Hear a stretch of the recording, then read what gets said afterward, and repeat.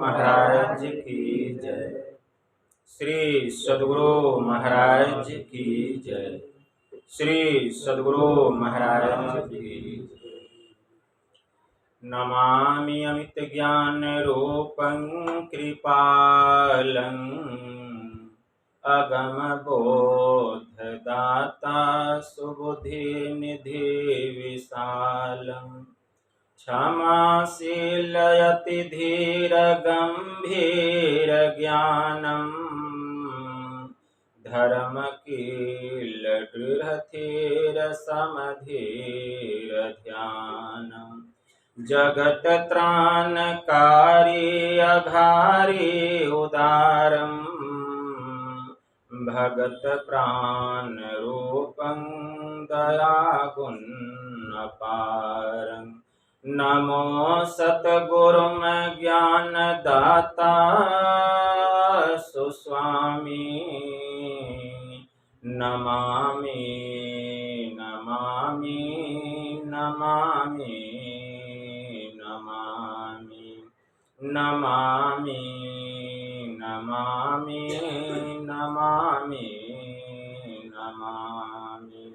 महाराज सद्गुरु है राजन को राजा है जिनकी कृपा से सरय सर्व काजा भने में ही सोई परम गुरु नमामि नमामि नमामि नमामि नमामि नमामि नमामि नमामि नमामि। श्री सद्गुरु महाराज की जय। अव्यक्त रूप में परमाराध्य संत सद्गुरु महाराज के पावन कमल चरणों में बारंबार नमन। आदरणीय सत्संग प्रेमी गुरुजनों, भक्तिमती माताओं एवं धर्मशिला बहनों, आप लोगों को सर्वविदित हो चुका है कि आज हमारे आदरणीय गिरवर बाबू जी की अर्धांगिनी हमारी माता जी, हमारे राजन जी और उनका क्या नाम है, दीपक जी, उनकी माता जी का आज पुण्य तिथि है। आज उसी जीव के परम कल्याण के लिए, उस दिवंगत आत्मा के शांति के लिए हर वर्ष की भांति इस वर्ष भी संत मत सत्संग रूपी ज्ञान यज्ञ का आयोजन किया गया है। इस संत मत सत्संग के द्वारा ज्ञान योग युक्त एकमात्र ईश्वर भक्ति का संदेश दिया जाता है, उपदेश दिया जाता है। प्रत्येक प्राणी मात्र को बोध कराया जाता है कि ज्ञान क्या है, योग क्या है, भक्ति क्या है, जीव क्या है, माया क्या है, ब्रह्म क्या है। इन सभी रहस्यमयी बातों का ज्ञान सत्संग के माध्यम से यह जो जीव अबोध बना हुआ है, सत्संग श्रवण करते करते एक दिन वह सुबोध और परम ज्ञानी हो जाता है। अभी इस स्तुति, संत स्तुति और गुरु वंदना से पाठ का शुभारंभ हुआ। हम लोगों ने अति ही मनोयोग पूर्वक भक्ति युक्त ढंग से पाठ का श्रवण किया। तत्पश्चात परमाराध्य के द्वारा स्वलिखित सदग्रंथ सत्संग योग चारों भागों से हम लोगों ने भाग 1 का भी श्रवण किया।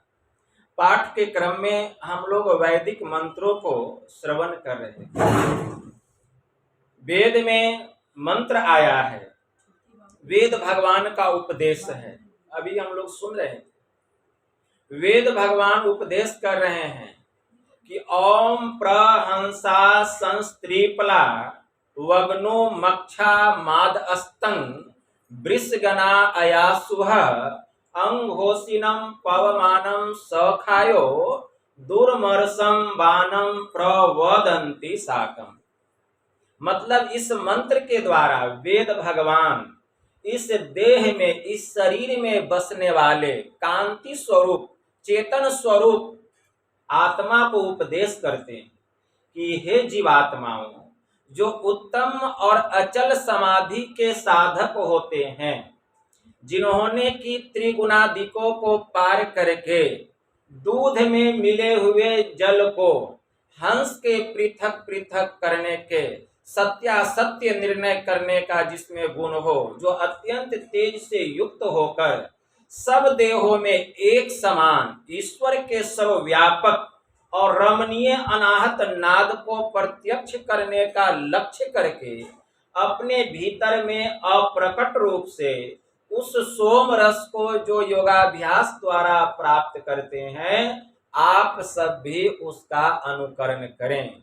जो उस सोम रस को प्राप्त कर लेता है, उस रस का पान करते करते यह जो जीव है, जो इस शरीर में रहने वाला आत्मा है, यह सदा के लिए अमर हो जाता है, यह मुक्त हो जाता है। लेकिन जब तक उस सोम रस की प्राप्ति नहीं होगी, इस जीव को मुक्ति मिलने वाला नहीं। उस सोम रस को प्राप्त करना पड़ेगा। मन में जिज्ञासा होती है कि वह सोम रस है क्या, वह अमृत है। वह अमृत क्या है? वह अमृत है ब्रह्म ज्योति और ब्रह्मनाद। ब्रह्म ज्योति परमात्मा का बायां हाथ बतलाया गया और ब्रह्मनाद परमात्मा का दाहिना हाथ बतलाया गया। जो ब्रह्म ज्योति और ब्रह्मनाद को प्राप्त कर लेता है, उसको परमात्मा दोनों हाथों से पकड़कर अपने गोद में बैठा लेते हैं, वह जीव परम मुक्ति को प्राप्त कर लेता। लेकिन दोनों हाथ, प्रभु दोनों हाथों से कब हमें पकड़ेंगे? जब तक कि ब्रह्म ज्योति और ब्रह्मनाद का सहारा नहीं मिलेगा।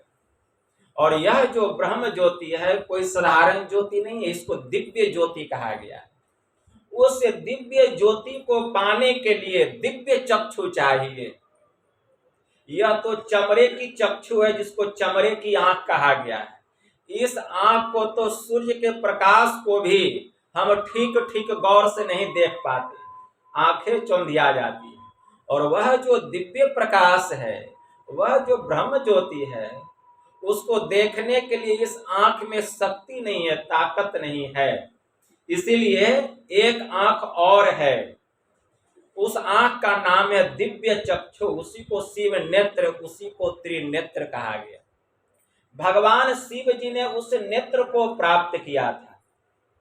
तो भगवान शिव जिस क्रिया विशेष विधि के द्वारा विमल नेत्र का विमोचन करके भगवान शिव जी ने त्रिलोचन की संज्ञा पाई, अगर वह क्रिया विशेष विधि हम भी मनोयोग पूर्वक करने लग जाएं, तो हमारी भी दिव्य चक्षु खुल जाएगी और हमें भी उस नेत्र की प्राप्ति हो जाएगी। इसमें किंचित मात्र भी संदेह नहीं। लेकिन वह क्रिया विशेष विधि हमें भी करना पड़ेगा। दुनिया के किसी कोने में चले जाइए, यह ज्ञान प्राप्त होने वाला नहीं। यह ज्ञान कहाँ मिलेगा?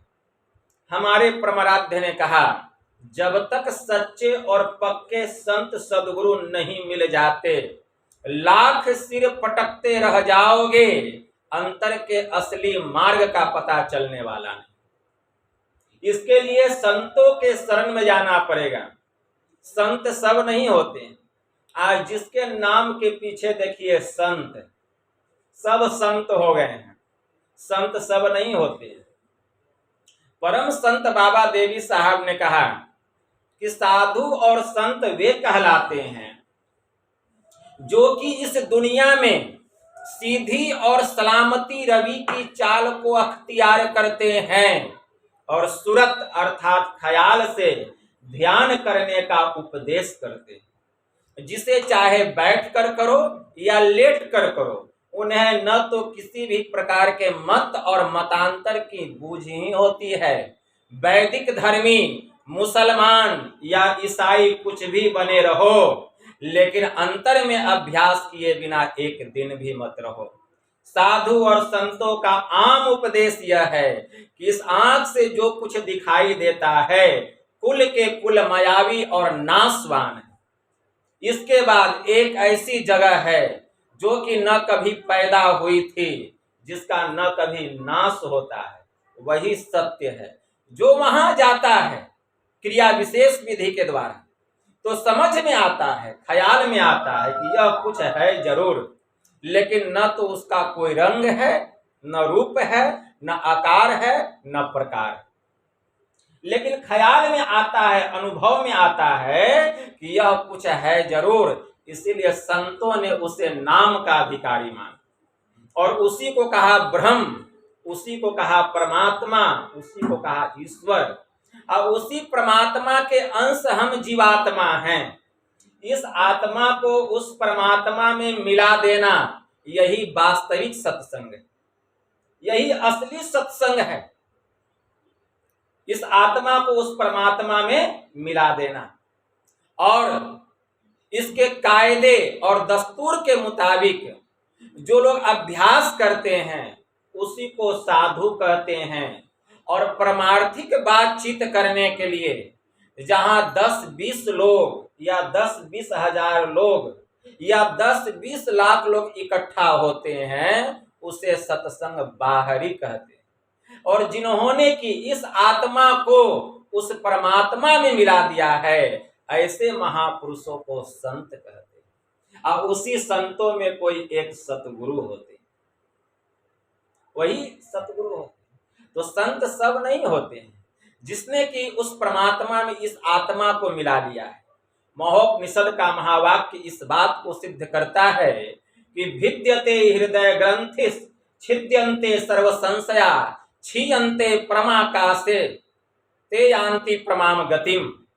महोपनिषद में मंत्र आया, परे से परे ब्रह्म को देख लेने पर हृदय की ग्रंथि खुल जाती है, जड़ से चेतन अलग हो जाता है, सभी संशय सभी भ्रम मिट जाते हैं और जीव जीव न रहकर वह पीव ही हो जाता है। भगवान श्री राम ने मुक्ति को उपनिषद में हनुमान जी से कहा, दर्शना दर्शने हित्वा स्वयं केवल रूपतः यह आस्ते कपि शार्दुल ब्रह्म स ब्रह्मवित सभ्यम। कि हे हनुमान, दृश्य और अदृश्य को छोड़कर वह पुरुष केवल स्वरूप हो जाता है, वह केवल ब्रह्म ज्ञानी ही नहीं होता, हे हनुमान स्वयं वह ब्रह्म के समान हो जाता है। वही संत है। जब तक इस अवस्था की प्राप्ति नहीं होगी, कोई संतत्व की स्थिति को प्राप्त नहीं कर सकता। चाहे अपने नाम के आगे सदगुरु लगा ले, महर्षि लगा ले, संत लगा ले, कुछ भी लगा ले, लेकिन वह उस सत्ता को, वह उस पदवी को प्राप्त नहीं कर सकता। इसके लिए अपने को उस योग्य बनाना पड़ेगा और उस योग्य बनाने के लिए जीवन में उस ज्ञान को उतारना पड़ेगा। वह ज्ञान क्या है? वह है बिंदु और नाद ध्यान। जो बिंदु की साधना करता है, जो बिंदु पर अपने को प्रतिष्ठित कर लेता है, वह दूर दूर के दृश्य को देख लेता है। कितना दूर? तीनों लोकों को देखता है, पूरे विश्व और ब्रह्मांड में क्या हो रहा है वहां तक उसकी दृष्टि जाती है। वह सब कुछ यहाँ बैठे बैठे देख लेता है। भगवान शिव जी ने ब्रह्मा जी से कहा, बिंदो मनोलयम कृत्वा दूरदर्शन ममाप्नुयात् अन्नादे मनोलयम कृत्वा ब्रह्मण दुर्सर्वन कारणम। बिंदु में मन को लय करके दूर दूर के दृश्य जगत को हम देखते हैं और नाद में अपने मन को लय करके दूर दूर के अनहद प्रकार के नादों को, ब्रह्म नाद को हम सुन सकते हैं। लेकिन इसके लिए श्रुत की कान चाहिए। इस कान से वह शब्द सुनने में आने वाला नहीं है। मीठी मुरली सुने सुरत की कान से, अरे हारे में ही बड़ा कौतूहल होए ध्वनि के ध्यान से। सदगुरु भेदी मिले। जब संत सदगुरु भेदी मिल जाते हैं, उस नाम का दान देने वाले मिल जाते हैं, जब उनकी कृपा प्राप्त होती है तो शब्द साधना के द्वारा उस शब्द की अनुभूति होती है, तब वह उस अमृत को प्राप्त करता है। वही है वह अमृत। तो यह अमृत सब जगह नहीं मिलता है। संत दरिया साहब बिहारी की वाणी में आया, अमृत है सब बातों की बात, अमृत है संतों के पास, दरिया अगम नाम अनंत, जाको पी पी अमर भय संत। उस अमृत को जो पा लेता है वह अमर हो जाता है, फिर वह संसार के इस झंझट में, जन्म मरण के झंझट में वह नहीं फंसता है। उसकी अपनी मौज होती है। जब मन किया इस धरती पर आएंगे, नहीं मन किया नहीं आएंगे। हमारी मर्जी है, हमारे ऊपर में किसी का अधिकार नहीं है। मैंने अपने ऊपर खुद अधिकार प्राप्त कर, वह इस सत्ता को प्राप्त कर लेता है। तो उसके लिए ध्यान करना पड़ेगा। ध्यान की शुरुआत सत्संग से ही हो जाती है। हम जो सत्संग सुन रहे हैं यह भी एक प्रकार का ध्यान है। जब तक हम ध्यान लगाकर सत्संग नहीं सुनेंगे, संतों की वाणी समझ में आने वाली नहीं है। तो सत्संग सुनने के लिए भी ध्यान लगाना पड़ता है। अगर हम सत्संग में बैठे हैं, अगर हमारा मन इधर उधर चला जाए तो हम संत मत के ज्ञान को ठीक ठीक नहीं समझ पाते। तो सत्संग में सुनना ही सबसे बड़ी महत्ता है। इसीलिए इस ज्ञान का नाम है श्रवण ज्ञान। इसी को श्रवण ज्ञान कहा गया है। श्रवण ज्ञान यह साधारण अग्नि के जैसा है। एक बड़े उच्च कोटि के महापुरुष हो गए संत सुंदरदास जी महाराज। उनकी वाणी में आया, एक तो है श्रवण ज्ञान, पावक जो देखियत माया जल परसत बेगी बुझ जात है। एक है मनन ज्ञान, बिजली जो घन मध्य, माया जल बरसत तामे न बुझात है। एक निधि ध्यासन ज्ञान, बरवानल जैसे, अप्रगट समुद्र माही माया जल खात है। अनुभव ज्ञान साक्षात महाप्रलय की अग्नि सम, असुंदर कहत द्वैत प्रपंच विलात। श्रवण ज्ञान यह साधारण अग्नि के जैसा है। श्रवण ज्ञान में हम संत महापुरुषों के वाणियों को, उनके उपदेशों को सुन रहे हैं, तो हमारे भीतर में ज्ञान रूपी अग्नि प्रकट हो रही है। अभी हमारे मन में न काम की चाहना है, न क्रोध लोभ मोह मद मात्सर्य, रूप रस गंध स्पर्श और शब्द, ये पंच विषयों से मन रहित है। अभी मन जो है श्रवण ज्ञान में डूबा हुआ है, जिस ज्ञान के कारण इस मन पर जो विषय की काई है, जो विकारों की काई है, यह सब दूर हो रहा है। यह मन पवित्र हो रहा है, निर्मल हो रहा है, और इस मन के भीतर में ज्ञान रूपी अग्नि धधक रही है। लेकिन यह अग्नि कब तक धधकती है, यह अग्नि कब तक प्रकट होती है, जब तक कि हम इस सत्संग में हैं, तो समझ जाइए हम सतयुग में प्रवेश कर गए। जब तक सत्संग में हैं, सतयुग में हैं, जैसे ही सत्संग छोड़ करके हम बाहर निकलेंगे, बस त्रेता युग शुरू। जैसे ही द्वार पर गए, द्वापर युग शुरू। और जैसे ही संसार में मन लगा, कलयुग का प्रभाव शुरू हो जाता है। तो जब तक हम सत्संग में रहते हैं, सतयुग का प्रभाव हमारे ऊपर में रहता है। तो यह जो है, यह साधारण अग्नि के जैसा है। यह अग्नि कब तक, जब तक हम सत्संग में हैं। सत्संग से जैसे बाहर निकलते हैं गेट से, विषय रूपी जल की वर्षा हो रही है।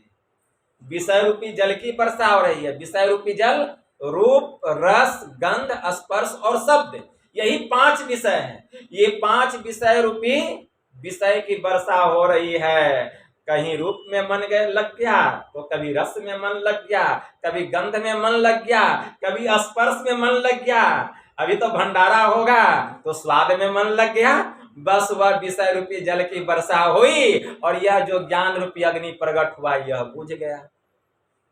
यह अग्नि उसी समय बुझ जाती है, समाप्त हो जाती है। इसीलिए एक है मनन ज्ञान, बिजली जो घन मध्य। इसलिए संतों की सुनी हुई जो वाणी है, सुने हुए जो उपदेश हैं, उनके उपदेशों को चिंतन करना चाहिए। बाहर निकलकर जितना चिंतन करेंगे, आपके अंदर में मनन ज्ञान मजबूत होगा। कि बाबा सुना रहे थे अच्छी अच्छी बातों को। क्या सुना रहे थे? जीव क्या है, ब्रह्म क्या है, माया क्या है, नाना प्रकार के ज्ञान की कितनी अच्छी अच्छी बातों को सुना रहे थे। तो जब तक हम चिंतन कर रहे हैं, तो बिजली रूपी अग्नि प्रकट हो रही है।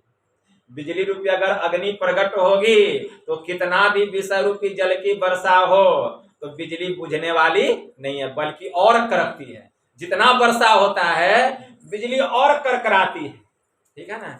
लेकिन यह बिजली भी कब तक है, तो यह बिजली भी क्षण भंगुर बतलाया गया। देखते हैं आकाश में जब बादल छाया हुआ रहता है, बादल गरजते हैं, बिजली चमकती है, तो वह बिजली कब तक, क्षण भंगुर, तुरंत समाप्त हो जाती है।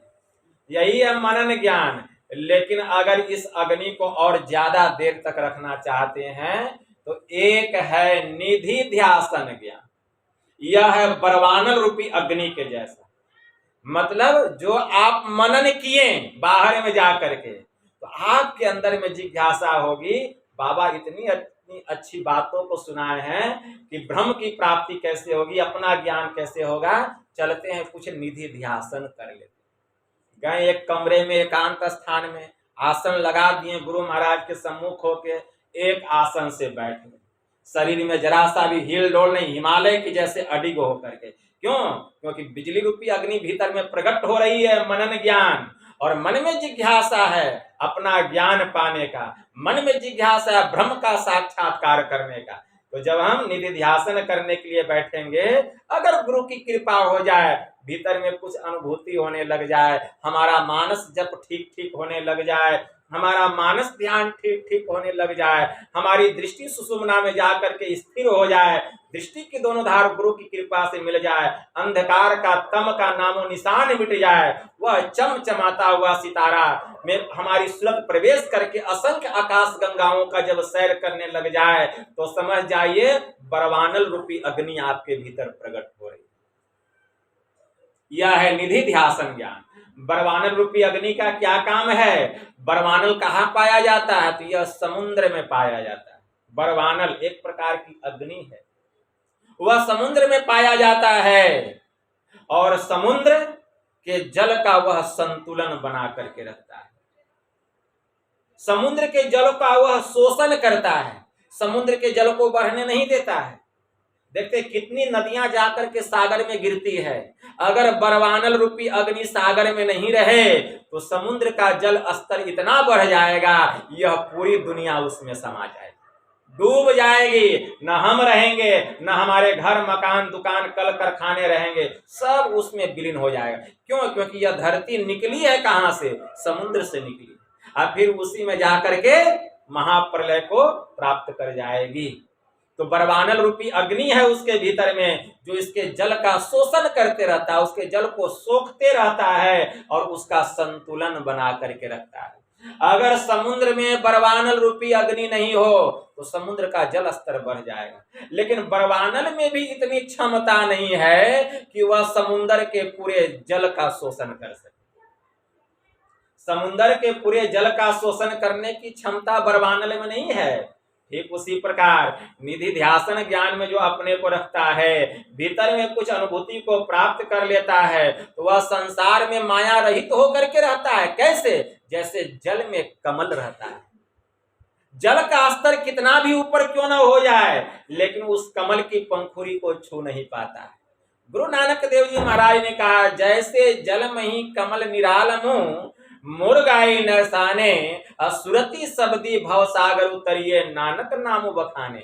जैसे जल में कमल रहता है, जैसे जल में जल मुर्गी रहती है, वह जल में रहती है लेकिन उसके पंख गीले नहीं होते हैं। उसी तरह जिसकी सूरत भीतर के ब्रह्म ज्योति और ब्रह्मनाद में लग जाती है, वह संसार में तो रहता है लेकिन संसार की माया का प्रभाव उसके ऊपर में नहीं पड़ता है। संसार में माया कितना भी प्रबल क्यों न हो जाए, लेकिन वह माया उसको स्पर्श नहीं कर सकता है। लेकिन निधि ध्यासन ज्ञान में रहने वाला जो साधक है, अभी उसमें उतनी क्षमता नहीं हुई है कि पूरे माया को वह अपने बस में कर सके, पूरे माया का वह शोषण कर सके, पूरे माया पर वह विजय प्राप्त कर सके। अभी इतनी क्षमता उसमें नहीं। हाँ, इतनी क्षमता जरूर है कि माया का प्रभाव उसके ऊपर में नहीं पड़ सकता, लेकिन अभी माया का अभाव हुआ नहीं है। माया है, माया का अभाव कहाँ हो जाता है? माया का लोप कहाँ हो जाता है? तो एक चौथा ज्ञान है अनुभव ज्ञान। यह साक्षात महाप्रलय रूपी अग्निशम सुंदर कहत द्वैत प्रपंच विलात है। तो अनुभव ज्ञान मतलब जिस दिन ब्रह्म का ज्ञान हो जाएगा, अपना पहचान हो जाएगा, यह आत्मा परमात्मा में जाकर के मिल जाएगा, आपके भीतर में महाप्रलय रूपी अग्नि प्रकट होगी और यह पूरा संसार, पूरा माया का लोप हो जाएगा। आप में क्षमता आ जाएगी, आपका जब चाहे नया सृष्टि बना लीजिए। लेकिन संत महात्मा विधाता के विधान का उल्लंघन नहीं करते, लेकिन माया के ज्ञान से वे इतना ऊपर उठ जाते हैं कि माया उनके अधीन हो जाती है, वे माया के अधीन नहीं। यह है अनुभव ज्ञान, यही है महाप्रलय रूपी अग्नि। तब वह सत्ता की प्राप्ति होती है, तब संत दशा की प्राप्ति होती है, उसका कोई बाल माका भी नहीं कर सकता। महा अजय संसार रिपु अजीति सकई सो वीर, जाके असरथ होई दृढ़ सुनहु सखे मति धीर। भगवान श्री राम ने विभीषण जी से कहा कि हे मित्र, हे सखे, पूरा संसार उसका शत्रु हो जाए, महा अजय संसारी जीती सकई सो वीर, लेकिन संसार के समस्त शत्रु पर वह विजय प्राप्त कर सकता है। जाके असरथ होए दृढ़ सुनहु सखे मति धीर, जो ऐसे धर्म रूपी रथ पर सवार हो जाता है, उसका कोई बाल बांका नहीं कर सकता। तब विभीषण जी को विश्वास हो गया प्रभु श्री राम के मुखारविंद से वेदांत ज्ञान के उपदेश को सुन करके कि अब रावण मारा जाए, इसका वजूद अब समाप्त हो जाएगा। उसी समय भगवान श्री राम और रावण में विध्वंसकारी युद्ध होने लगे। जब रावण प्रभु श्री राम से वार नहीं पाने लगा तो वह मायावी युद्ध शुरू कर दिया। वह कभी हड्डियों की वर्षा करता, कभी रेत की वर्षा करता, कभी अग्नि की वर्षा करता, कभी तप्त बालू की वर्षा करता, कभी तो वह अपने गुप्त हो जाता और अपनी माया से असंख्य राम और लक्ष्मण, असंख्य बानरी सेना को बना लेता। केवल भगवान श्री राम को छोड़कर उनके दल में जितने लोग थे सब अचंभित हो जाते। सबको अचंभित होते हुए देखकर भगवान श्री राम तर्कस से एक बाण निकाले, धनुष पर चढ़ाएं, कान तक खींच करके छोड़ दिए। रावण की जितनी मायावी सेना थी सबका नाश हो गया। यह देखकर रावण जो है वह दहाड़ता हुआ भगवान श्री राम की तरफ दौड़ा और कहा कि आज तुमने मेरे जितने राक्षसों को मारा है उसका बदला मैं तुझे काल के हवाले करके दूंगा। भगवान श्री राम ने कहा, अय रावण, व्यर्थ बकवास करके अपना सुयस्य नष्ट मत कर।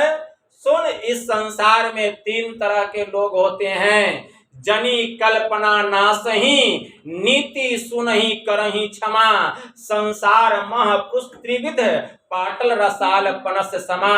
एक सुमन प्रद, एक सुमन फल, एक फल केवल लागही, एक कहही कहही करही, अपर एक करही कहत न बागही। भगवान श्री राम ने कहा इस संसार में 3 तरह के लोग होते हैं। एक होते हैं आम के जैसे, दूसरे होते हैं गुलाब के जैसे, और तीसरे होते हैं कटहल के जैसे। जो गुलाब होता है उसमें केवल फूल लगता है, फल नहीं लगता है। तो गुलाब के तरह वे लोग होते हैं जो केवल कहते हैं लेकिन करते कुछ नहीं। दूसरे होते हैं आम के जैसे, तो आम में मंजरी भी लगता है, फूल भी लगता है और फल भी लगता है। तो दूसरे तरह के लोग वे होते हैं रावण, जो कुछ मुंह से कहते हैं तो कुछ करके भी दिखलाते हैं। और तीसरे होते हैं कटहल के जैसे, कटहल में फूल नहीं लगता है, केवल फल ही लगता है। तो कटहल के जैसे वे लोग होते हैं रावण, जो कहते नहीं है लेकिन करके दिखला देते हैं। कहता सो करता नहीं, मुंह का बड़ा लबार, आखिर भटका खाएगा साहिब के दरबार। एक कही दूजी कही और 2 कही बनाए, ये 2 मुख का बोलना घना तमाचा है।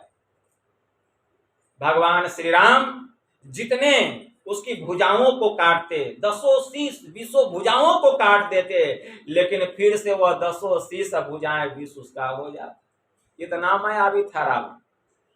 जब भगवान श्री राम बाण चलाते चलाते एकदम थक गए, तब विभीषण ने कहा कि प्रभु, रावण ऐसे मरने वाला नहीं है, यह भगवती के गोद में बैठा हुआ है, और जब तक यह भगवती के गोद में रहेगा रावण को कोई नहीं मार सकता। जब तक भगवती इसको अपने गोद से नहीं उतारेगी। तो प्रभु श्री राम ने कहा इसके लिए उपाय क्या है? तो विभीषण ने कहा, प्रभु, अगर 1000 श्वेत कमल के पुष्प से अगर भगवती की उपासना की जाए तब भगवती प्रसन्न हो जाएगी, रावण को अपने गोद से उतार देगी। तो 1000 श्वेत कमल कहाँ मिलेगा? तो मानसरोवर में। कौन जाएगा मानसरोवर? यहाँ से मानसरोवर जाने में 5 वर्ष लगता है। यही नहीं है मानसरोवर। हनुमान जी उठ करके खड़े हो गए, कहे प्रभु आपका ही काम करने के लिए मेरा अवतार हुआ है, आप आशीर्वाद तो दीजिए। भगवान श्री राम कहते, हनुमान मेरा आशीर्वाद तो सदा तुम्हारे साथ। हनुमान जी उड़े चले गए मानसरोवर, और मानसरोवर से लेकर के आए 1000 श्वेत कमल पुष्प। भगवान श्री राम पूजा करने लग गए भगवती की, लेकिन माता भगवती प्रभु के प्रीति के प्रतीति के लिए एक पुष्प को चुरा लेती। पूजा संपन्न हो गया, लेकिन भगवती प्रसन्न नहीं हुई। विभीषण जी कहते हैं, प्रभु लगता है पूजा में कोई चूक हो गई है। कहाँ चूक हो गई है? तो कमल के पुष्पों की संख्या गिनी गई तो 999 हुआ, एक पुष्प कहाँ चला गया? तो भगवान श्री राम कहते हैं, हनुमान जाओ एक पुष्प और लेकर आओ। हनुमान जी कहते हैं, प्रभु अब वहां एक भी कमल पुष्प नहीं है, अब कैसे होगा? तब भगवान श्री राम कहते, अच्छा कोई बात नहीं, लोग मुझे कमल नयन भी कहते हैं कि मेरी आंखें कमल की जैसी है, इसलिए एक पुष्प के जगह मैं अपना एक आंख निकाल करके भगवती को समर्पित कर देता हूँ। जैसे प्रभु श्री राम आंख निकालने लग गए, भगवती प्रसन्न हो गई, वह प्रकट हो गई, प्रभु का हाथ पकड़ लेती कहती है, प्रभु इसकी कोई जरूरत नहीं, मैं तो आपके प्रेम की परीक्षा ले रही थी। प्रभु आपको मैं प्रणाम करती हूँ, जाइए, मैंने रावण को अपनी गोद से उतार दिया है।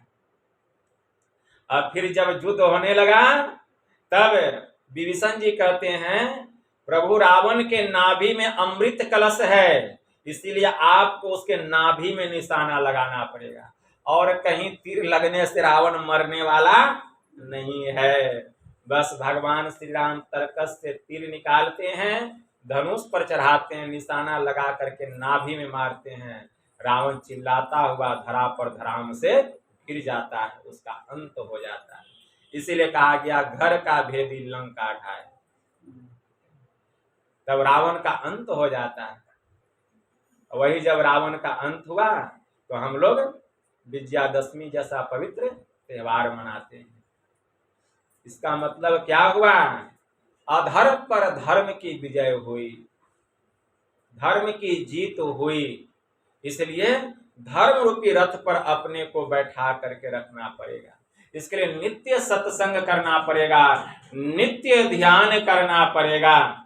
गुरु महाराज की वाणी में आया, नित्य प्रति सत्संग कर ले प्यारा, तेरा कार्य सरे सारा। जो नित्य प्रतिदिन सत्संग करेंगे उनके सभी कार्य संपन्न हो जाएंगे। अब कहेंगे कौन कौन कार्य संपन्न होंगे? आप खेत में अगर गेहूं का बीज डालते हैं तो घास का बीज डालने का जरूरत नहीं पड़ता है, घास भूसा अपने निकल जाता है। उसी प्रकार परमात्मा की भक्ति गेहूं का बीज डालना है, और घास फूस जो अपने से निकल गया वही संसार का सुख है। मतलब अगर आप भक्ति करेंगे, ध्यान करेंगे तो संसार का सुख, बेटा बेटी, धन दौलत, कल कारखाने, रोजी रोजगार, फैक्ट्री, नाना प्रकार के जॉब, ये सब तो घास भूसा है, ऐसे दौड़ के आपके पास आते रहेगा और आप ठुकराते रहेंगे, आते रहेगा, ठुकराते रहेंगे।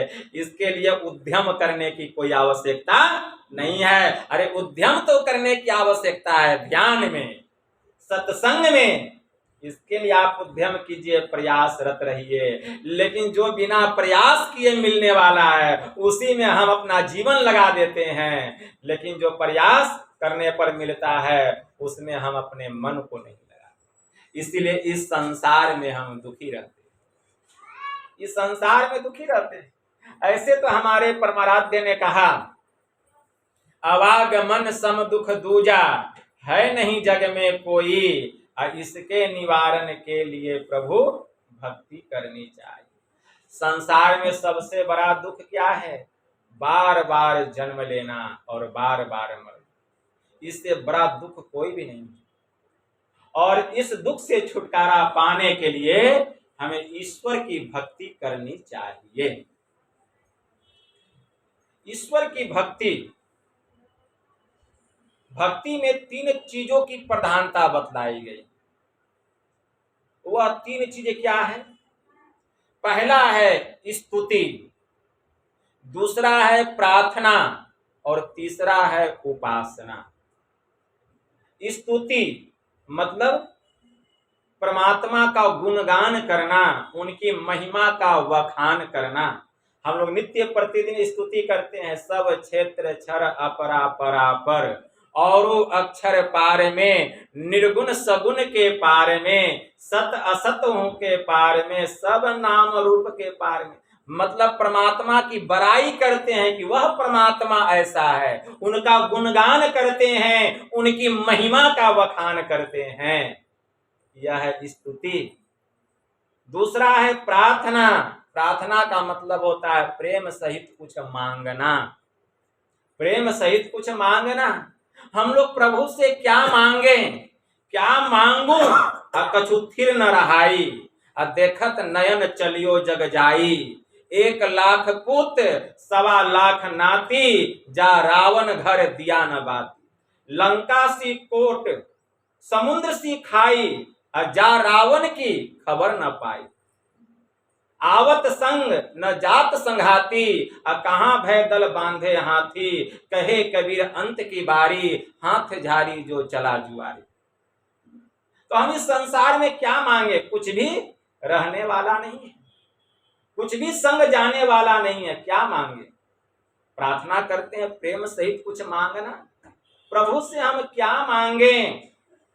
संत कबीर साहब की वाणी में आया, वे कहते हैं, संत कबीर साहब, ऐसी दीवानी दुनिया रे, अब भक्ति भाव नहीं बूझे जी, कोई आवे तो दौलत मांगे, अब भेंट रुपया लीजिए जी, कोई आवे तो बेटा मांगे, यही गुसाई दीजिए जी, अब कोई आवे दुख का मारा, हम पे कृपा कीजिए जी, कोई करावे ब्याह सगाई, सुनत गुसाई रिझे जी, साचे का कोई ग्राहक नहीं, झूठे जगत पतीते जी, कहे कबीर सुनो भाई साधो, इन अंधों को क्या कीजिए। ये सब कुछ साथ में जाने वाला नहीं है। और हम क्या मांग रहे हैं? प्रार्थना का मतलब प्रेम सहित कुछ मांगना। क्या मांगे? प्रभु से क्या मांगे? संत कबीर साहब ने कहा, कबीरा वह धन संचिए, जो आगे को होए, गांठ धरे सिर ऊपर जात न देखा कोई। क्या आप लोगों ने कभी देखा है किसी को धन का गांठ मोटरी पोटरी बना करके सिर पर ले जाते हुए? कुछ भी जाने वाला नहीं है। तो क्या मांगे? तो हमारे गुरु महाराज ने मांगा क्या? प्रेम भक्ति गुरु दीजिए, बिनमो कर जोड़ी, पल पल छोह न छोड़िए, सुनिए गुरु मोरी। मतलब मांगना है तो भक्ति का वरदान मांगिए, भक्ति का वरदान मांगिए। जब कागभूषुंडी जी महाराज के पास पक्षीराज गरुड़ गए हैं अपना शंका समाधान के लिए, जो उनको भ्रम हो गया, तो कागभूषुंडी जी ने भी कहा, हे मित्र क्या बतलाऊं, तुमको आज जैसा भ्रम हुआ यही भ्रम एक बार हमको भी हो गया, यही भ्रम हो गया। प्रभु को देख करके जब ये शिशु बालक थे, घुटनों के बल चल रहे थे और जमीन पर गिरा हुआ जूठन चुन चुन करके खा रहे थे, तो हमें भी भ्रम हुआ कि ये कैसे ब्रह्म है, कैसे राम है, जूठन उठा उठा करके खा रहे हैं। मेरे मन में ऐसा भ्रम हुआ ही था कि भगवान अपना हाथ उठाते हैं। अब जैसे उठाते हुआ हाथ मेरे तरफ बढ़ने लगा, मैं वहां से उड़ा। जितना दूर उड़ करके गया उतना दूर वह हाथ चलते चला गया। मुझ में और प्रभु के हाथ में 2 अंगुल का अंतर रह गया। मैंने डर के मारे अपनी आंखें बंद कर ली। भगवान ने अपना मुंह खोला और मैं उनके मुंह में घुस करके उनके उदर में चला गया। हे मित्र, क्या बतलाऊं, जब मैं उनके उदर में गया तो मैंने असंख्य ब्रह्मांड को देखा, असंख्य देवी देवताओं को देखा, समस्त भूदेवों को, समस्त लोकपालों को, समस्त दिक्पालों को, समस्त देवियों को देखा। मैंने देखा वहां जीव जो है वह प्रकट हो रहा है, उसका नाश हो रहा है, सृष्टि का लोप हो रहा है, सृष्टि बन रही है। हे मित्र, क्या बतलाऊं, ऐसा विकराल रूप मैंने कभी नहीं देखा था। मैं डर के मारे आंख बंद कर लिया और प्रभु से प्रार्थना करने लगा कि हे प्रभु, मुझसे भूल हो गई, मुझे भ्रम हो गया, अब मेरा भ्रम दूर हो गया, आप मुझे कृपा कीजिए और अपने उदर से बाहर निकालिए। बस भगवान ने अपना मुंह खोला और मैं निकल करके जमीन पर आ गया। वहीं मेरा भ्रम दूर हो गया।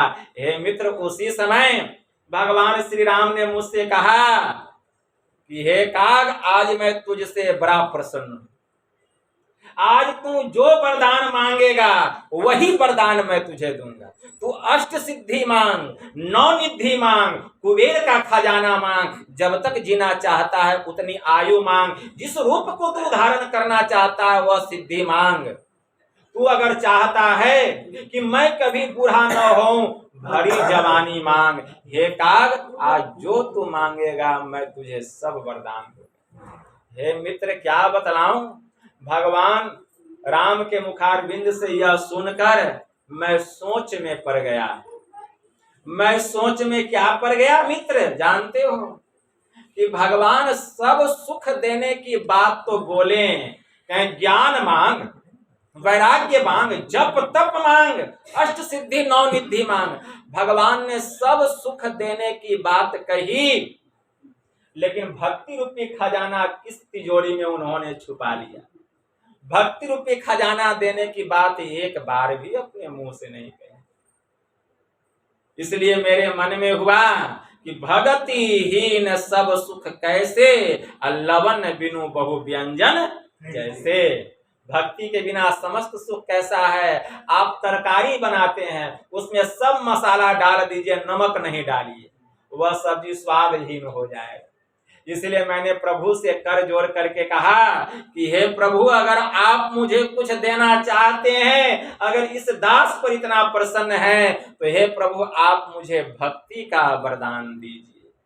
भगवान श्री राम प्रसन्न हो गए और उन्होंने कहा कि हे काग, तुमने भक्ति मांगा है, इसलिए जा, मैं तुझे भक्ति का वरदान देता हूं और यह भी वरदान देता हूं कि जिस स्थान पर तू वास करेगा 100 योजन तक वहां माया का प्रभाव नहीं पड़ेगा। 100 योजन तक, और 1 योजन में 4 कोस होता है, और 100 योजन तक वहां माया का प्रभाव नहीं पड़ेगा। इतना ही नहीं, हे काग, मैं तुझे यह भी वरदान देता हूं, जिस जिस रूप को तू धारण करना चाहेगा वह समस्त रूप को तू धारण कर सकेगा। तो भक्ति रूपी वरदान मांगना चाहिए। तो हम लोग प्रार्थना करते हैं किस लिए, प्रभु से प्रेम सहित कुछ मांगते हैं, तो क्या मांगे, तो भक्ति का वरदान मांगे। भक्ति भी 2 प्रकार की होती है। एक होता है विरल भक्ति और एक होता है अविरल भक्ति।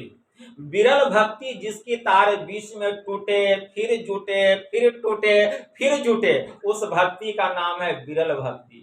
अविरल भक्ति जिसकी तार टूटती नहीं है, निरंतर वह तार बजती ही रहती है। निस दिन बाजत एक तार, सदा दिन रतिया, यह है अविरल भक्ति। उसकी धारा कभी टूटती नहीं है। इसीलिए मैंने प्रभु से अविरल भक्ति का वरदान मांगा, जिसकी सूरत दिन रात उस सार शब्द में डूबी हुई रहती है।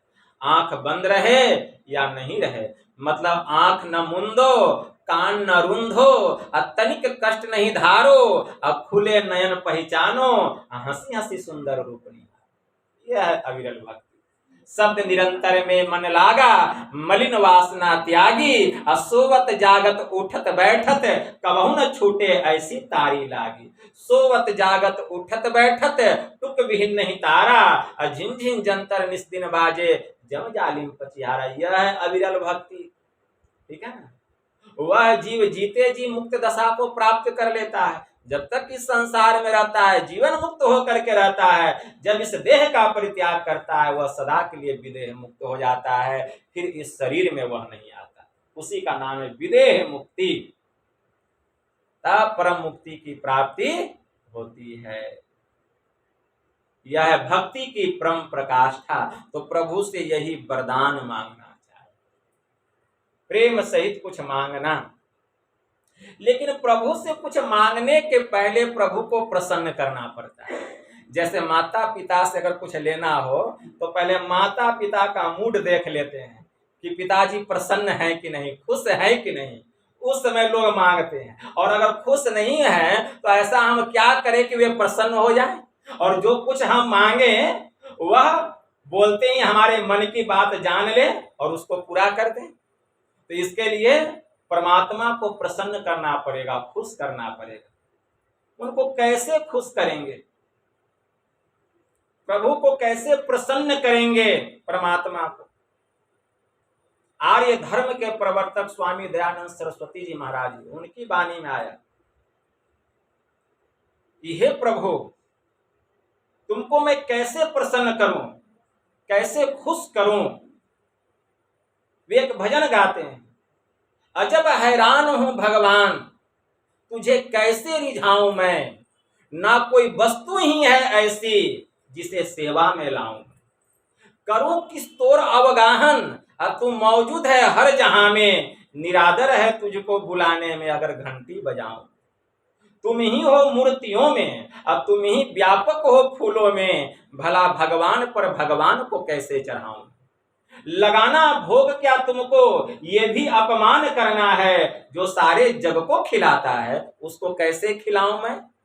तुम्हारी रोशनी से रोशन है सूर्य चांद और सितारे, महा अंधेर है प्रभु अगर तुमको दीपक दिखलाऊं मैं। न बाहें है न गर्दन है, न सीना है न पेशानी, तू है निर्लेप नारायण स्वामी, कहाँ चंदन लगाऊं मैं। अजब हैरान हूं भगवान, तुझको कैसे रिझाऊं।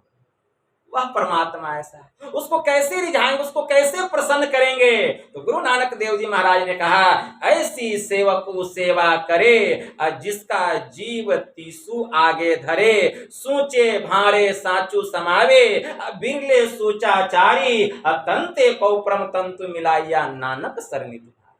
तब परमात्मा देखिए प्रसन्न हो जाए। पहले परमात्मा को तो प्रसन्न कर लीजिए, तब ना कुछ वरदान मिलेगा। इसके लिए प्रभु को खुश करना पड़ता है। खुश करने के लिए क्या है, तो उपासना। उपासना, उप का मतलब होता है समीप, आसन लगाना, मतलब प्रभु के समीप बैठकर आसन लगा करके जो ध्यान करते हैं नित्य प्रतिदिन, उसी पर परमात्मा प्रसन्न, उसी पर परमात्मा प्रसन्न होते हैं।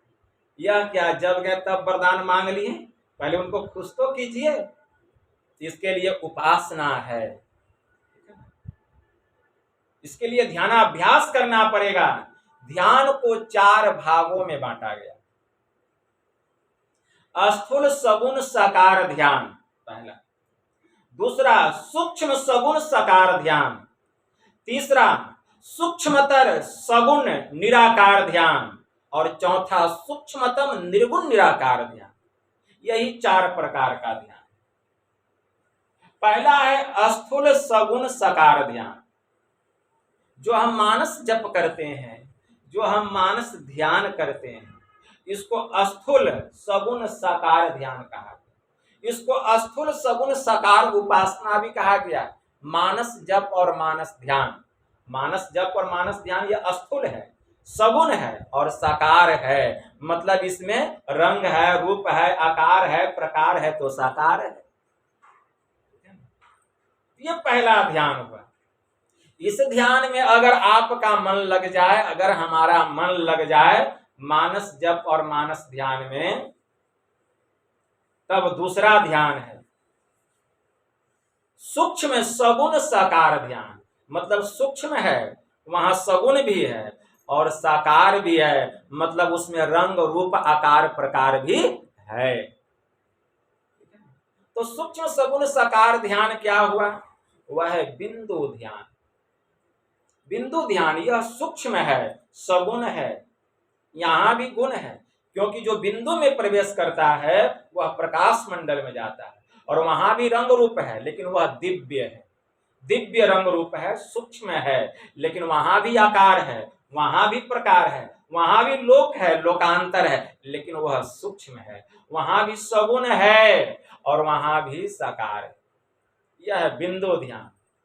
तो बिंदु ध्यान जब तक हम कर रहे हैं, बिंदु ध्यान करते करते मतलब दृष्टि योग की साधना करते करते जो दृष्टि की दोनों धारों को मिलाकर मिलन स्थान पर मन को टिका करके रखता है, अगर कुछ देर भी मन वहां टिका हुआ रह जाए, हमारी सूरत उसमें धंसती है और धंसते धंसते वह पाप रूपी जो अंधकार है उसके एकदम अंतिम तल पर चली जाती है, झीने आवरण पर।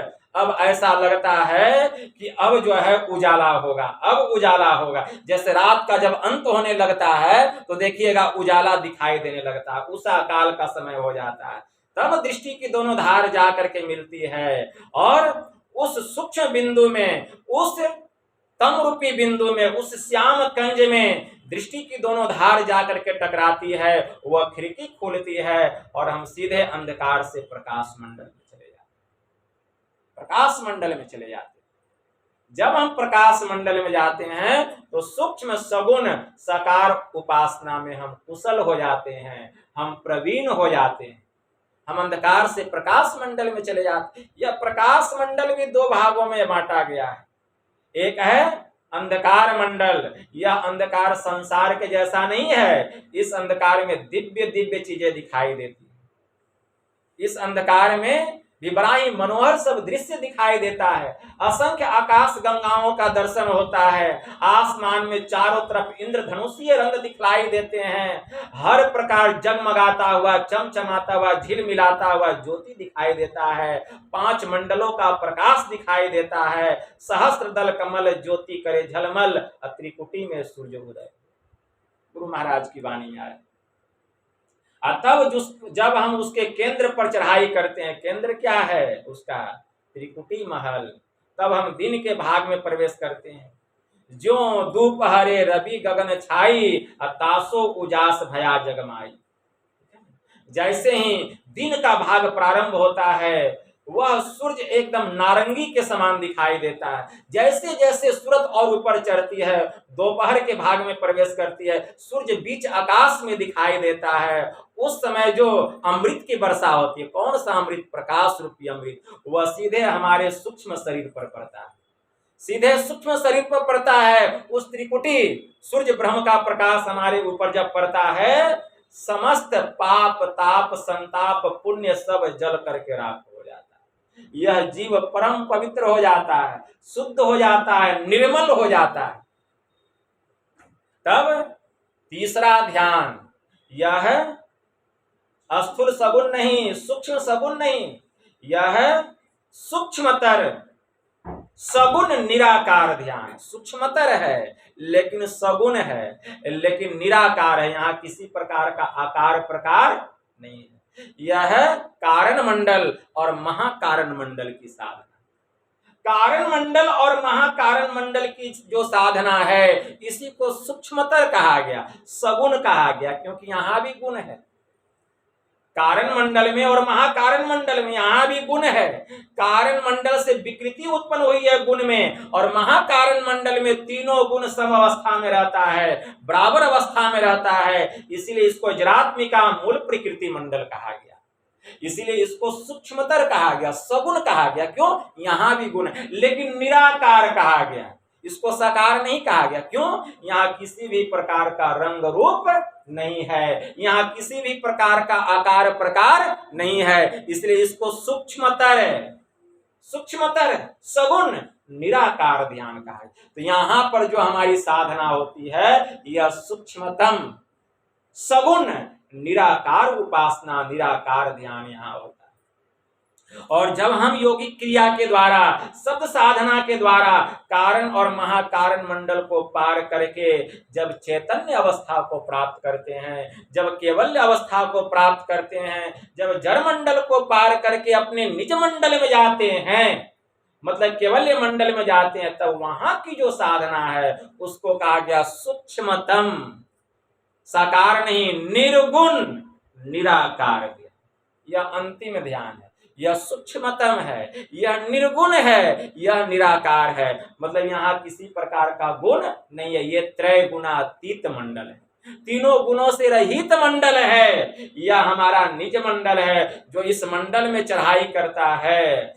जड़ की जितने भी आवरण हैं इस जीवात्मा पर से उतर जाता, माया का सब आवरण उतर जाता। स्थूल सूक्ष्म कारण महाकारण झरे सब फांस हो, गुरु महाराज की वाणी में आया, सब आवरण उतर जाता है और तब जीव को अपने निज स्वरूप का ज्ञान होता है। यहाँ साधक की आत्म दृष्टि खुल जाती है। आत्म दृष्टि खुलने का तात्पर्य क्या है? यहाँ आत्मा स्वयं प्रकाशित होती है और जब आत्मा प्रकाशित होती है तब अपने निज स्वरूप का ज्ञान होता है। जैसे ठंड के मौसम में हम टी शर्ट पहनते हैं, कुर्ता पहनते हैं, स्वेटर पहनते हैं, मतलब कि रंग बिरंग के वस्त्र को हम पहनते हैं। लेकिन अगर अपना शरीर का ज्ञान प्राप्त करना हो तो एक एक कपड़े को हम उतारते जाते हैं। जब सब कपड़ा उतर जाता है अपने शरीर पर से तब अपने निज शरीर का ज्ञान होता है। ये मेरा शरीर है, अभी तो शरीर कुर्ता के सहित में है। उसी तरह यह जो आत्मा है यह महाकारण, यह कारण सूक्ष्म और स्थूल रूपी कपड़ा से ढका हुआ है, इसलिए अपने निज स्वरूप का ज्ञान नहीं हो रहा। जिस दिन ये सब आवरण उतर जाएगा उस दिन अपने निज स्वरूप का ज्ञान होगा। तो यहाँ अपने निज स्वरूप का ज्ञान होता है, चैतन्य स्वरूप का ज्ञान होता है। यहाँ जड़ से चेतन अलग हो जाता है, तब यह आत्मा चमकने लगता है, प्रकाशित होने लगता है।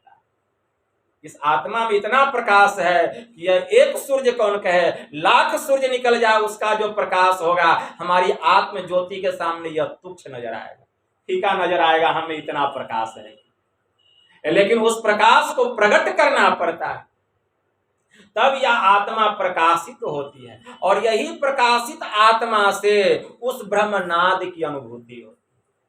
वह जो परमात्मा का सार शब्द है उसकी अनुभूति होती है। वह अमृतनाद है।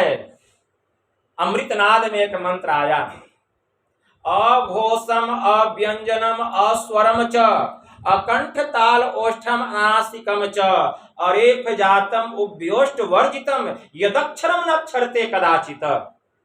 वह जो ब्रह्मनाद है हर प्रकार के अनहद नादों से रहित है। वह जो ब्रह्मनाद है वह स्वर व्यंजन और प्रभृति के ज्ञान से रहित है। वह दोनों होठों के उच्चारण से रहित है। वह हर प्रकार के रंग रूप रेखा से रहित है। वह अनेक प्रकार के अनहद नादों से भी रहित है। जो उसका ज्ञान प्राप्त कर लेता है वही मृत्यु पर विजय प्राप्त करता है। तो जब तक आत्मा प्रकाशित नहीं होगी उस ब्रह्मनाद की अनुभूति नहीं होगी। तो जिसकी आत्मा प्रकाशित हो जाती है, हर प्रकार के जल के आवरण से जब हम अपने को फुटा लेते हैं तब अपना ज्ञान होता है, उस शब्द की अनुभूति होती है।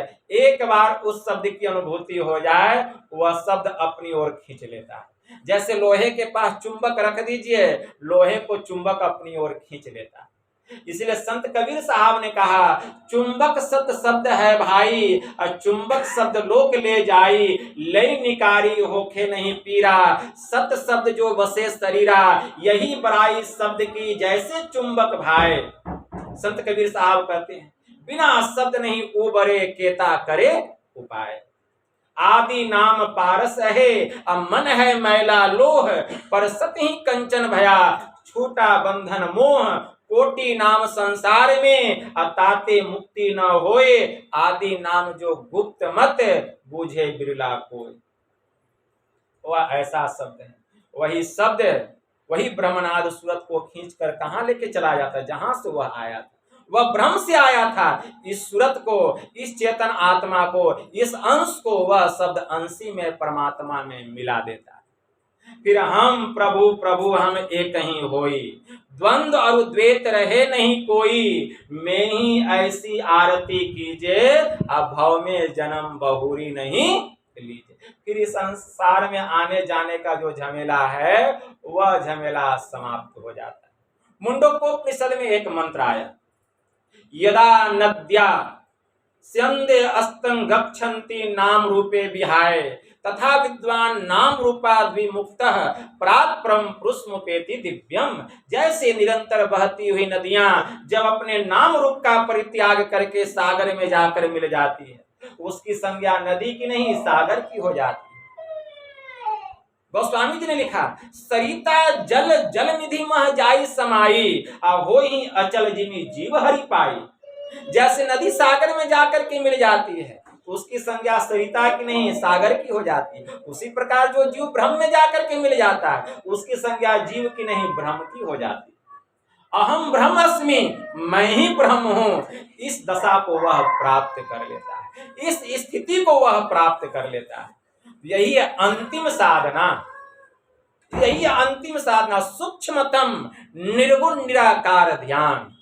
जब तक यह साधना नहीं करेंगे इस जीव को मुक्ति नहीं मिलेगी, इस जीव का परम कल्याण नहीं होगा। तो ये चारों प्रकार की साधना जो अपने जीवन में उतार लेता है और इसके लिए जो उद्यम करता है, जो प्रयत्नशील रहता है, एक दिन यही संस्कार जीव को परम मुक्ति को प्राप्त करा देता है। इसीलिए उपनिषद में मंत्र आया, किनोपनिषद में, यह चेदी दथ सत्यम अस्ति न चेदी हा वेदिन महति विनिष्टिह भूतेषु भूतेषु विचित्य धीरा प्रत्यास्माद लोकादमृता भवन्ति। अगर इस जन्म में ब्रह्म को जान लिया तब तो बहुत अच्छा है, और अगर उसे नहीं जान पाया तब तो बहुत बड़ी भारी हानि है। विद्वान लोग सर्वत्र प्राणियों में उसे उपलब्ध करके इस लोक से जाकर सदा के लिए अमर हो जाते हैं। कठोपनिषद में एक मंत्र आया, हमारी कठोपनिषद कहती है, इह चेदस तद बुद्धुम प्राक से रस विश्रसः ततः सर्गेषु सरित्वाय लोकात्वाय करिष्यतः। मतलब इस देह के पतन के पूर्व अगर ब्रह्म को जान सका तब से तो बंधन से मुक्त होता है, और अगर उसे नहीं जान पाया तो इस जन्म मरणशील लोक में मृत्यु भाव को प्राप्त होता है। इसीलिए जब तक इस शरीर में शरीरी है उस परमात्मा का हम ज्ञान प्राप्त कर लें। अशरीरे शरीरे स्वनवस्थे स्वस्थितम महानतम विभुमात्मानम मत्वा धीरो न सोचती। उपनिषद में मंत्र आया कि जब तक इस शरीर में जीवात्मा है उस परमात्मा को अगर जान लिया तब तो बहुत अच्छा है, और नहीं जान पाया तब तो बहुत भारी हानि है। विद्वान लोग सर्वत्र प्राणियों में उसे उपलब्ध करके उसका शोक नहीं करते, लेकिन अभी तो शोक ही शोक है, अभी तो दुख ही दुख है। इसलिए दुख से छुटकारा पाने का उपाय हमको प्राप्त हो गया है। अगर उसको हम अपने जीवन में अपनाएंगे तो एक दिन दुखों से निवृत्ति हो जाएगी, छुटकारा प्राप्त हो जाएगा। हमारे गुरु महाराज परमराध्य महर्षि में ही परमहंस जी महाराज जब परम संत बाबा देवी साहब का 19 जनवरी 1919 ईस्वी को जब वे महापरिनिर्वाण को प्राप्त कर गए तो गुरु महाराज के मन में इतना प्रबल वैराग्य हुआ कि उनको संसार अच्छा नहीं लगा, और गुरु महाराज एकांत स्थान की तलाश करने लगे, साधना करने के लिए, ध्यान करने के लिए। सबसे पहले कहाँ गए? साहबगंज की पहाड़ी पर गए, लेकिन वहां भी उनको यथा योग्य स्थान नहीं मिला। वहां से गुरु महाराज मुक्तेश्वर गए, मुक्तेश्वर से रक्सौल गए चंपारण, वहां भी उनको उत्तम स्थान नहीं मिला। वहां से गुरु महाराज मायागंज मोहल्ले में आए, और वहीं पर एक कूप था नदी के किनारे। उसी कूप के नाम पर उस जगह का नाम है कुप्पा घाट। उस गुफा को गुरु महाराज ने देखा, और देख करके उन्होंने सोचा कि यह ध्यान करने के लिए उत्तम स्थान है। उनके साथ में उनके पहले सेवक गुरु महाराज के छत्रुदास गुरु महाराज के सेवक थे। वे उस गुफा की सफाई करते हैं और गुफा की मरम्मत भी गुरु महाराज करवाते हैं। जब सफाई कराने लगे तो उसमें से मनुष्य की कुछ हड्डियां निकली। यह खबर चारों तरफ फैल गई। उस समय भारत में अंग्रेजी हुकूमत थी। दरोगा साहब आए और कहें कि यह हड्डी कहां से आया, तुम लोग क्या करते हो यहाँ। तो गुरु महाराज कहें कि आप तो देख ही रहे हैं कि हम लोग क्या कर रहे हैं। वह हड्डी को लेकर के गए रसायन विभाग में। जांच करवाने पर पता चला कि यह हड्डियां बहुत पुरानी। तो गुरु महाराज को उन लोगों ने कुछ नहीं किया, लेकिन जो अंग्रेज अफसर थे उनको शक हो गया कि कहीं ये लोग क्रांतिकारी तो नहीं है। इसीलिए भेष बदल करके गुप्तचर को लगा करके उनकी जांच पड़ताल 6 महीना तक, लेकिन ऐसा कोई सुराग नहीं मिला। तो गुरु महाराज कहें कि अब आप रह करके जो करना है ध्यान। गुरु महाराज वहां रह करके ध्यान साधना करने लगे। उसी समय जो भागलपुर के कलेक्टर साहब थे उनके पेशकार गुरु महाराज से मिलने के लिए आए हुए। और उस समय उसी मोहल्ले के कुछ मुस्लिम नौजुवक लोग आए और वे कहने लगे कि आपने मेरे कब्रिस्तान को उजाड़ दिया है, यह हम लोगों का कब्रिस्तान है। तो पेशकार साहब कहते हैं, मैं बूढ़ा हो चला हूँ, इतने वर्षों से आ रहा हूँ, आज तक यहाँ हम कोई कब्रिस्तान नहीं देखें, कोई मजार नहीं देखें, तो तुम लोग का कब्रिस्तान कब से हो गया, भागो यहाँ से। सब भाग गए। फिर वहां के कभी किसी लोगों ने गुरु महाराज को परेशान। उसी गुफा में 1933 ईस्वी के मार्च महीने से लेकर गुरु महाराज 1934 दिसंबर तक 18 वर्षों तक सुरत शब्द योग की नदानुसंधान की कठिन साधना किए। और साधना करते करते उन्होंने इस आत्मा को परमात्मा में मिला लिया। आत्म परमात्म एको होई, आत्म परमात्म एको होई और द्विधा गट्टी सब मिटे। जिसकी आत्मा परमात्मा में जाकर के मिल जाती है उसकी सभी दुविधाएं, सभी कुसंकट समाप्त हो जाते हैं। तो गुरु महाराज ब्रह्म का साक्षात्कार कर लिए। जब गुफा से निकले तो उनका पूरा मुखमंडल सूर्य के जैसा चमक रहा था। एकदम प्रकाश भीतर का ऐसा लग रहा था कि उनके शरीर से बाहर निकल रहा। गुरु महाराज का शरीर ऐसा दीप्तिमान हो रहा था। और तब गुरु महाराज पूरे बिहार में घूम घूम करके बैलगाड़ी से पैदल चल चल करके संत मत के ज्ञान का प्रचार करने लगे।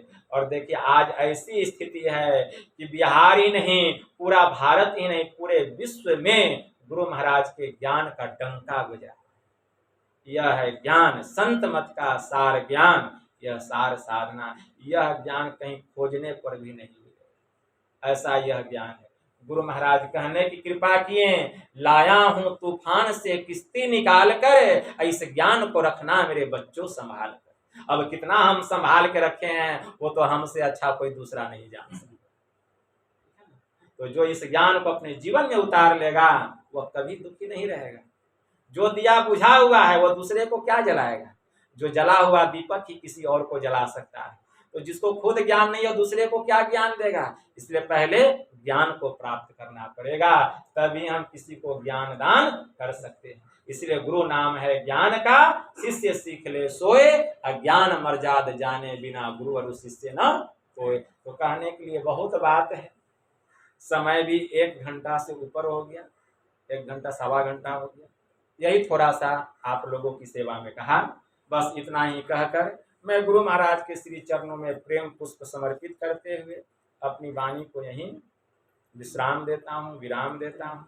और गुरु महाराज से तहे दिल से, हृदय से, उद्गार के साथ प्रार्थना करता हूँ कि हमारे गिरवर बाबू जिन्होंने अपनी अर्धांगिनी के पुण्यतिथि के उपलक्ष्य में यह संतमत सत्संग का आयोजन किया, गुरु महाराज उस दिवंगत आत्मा को शांति प्रदान करें, उसको अपने चरणों में स्थान दें और पुनः समय पूरा होने पर उनको मनुष्य का शरीर प्रदान करें कि जहाँ से उनकी भक्ति छूटी हुई है पुनः वहाँ से वह अपनी भक्ति प्रारंभ करें।